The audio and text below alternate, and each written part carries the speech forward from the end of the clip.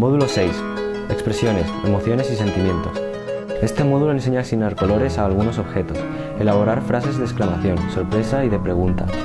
También aprenderás a exteriorizar en guaraní emociones, enfados y sentimientos.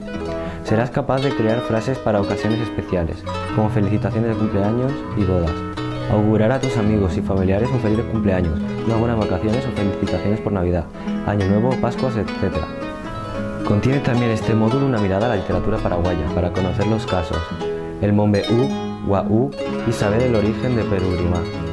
Concluye con el extenso y profundo estudio sobre la narrativa paraguaya del doctor en literatura hispánica y experto en literatura paraguaya, José Vicente Peiró. En nuestra plataforma Learning podrás estudiar la lengua guaraní en prácticos e interactivos módulos por tema.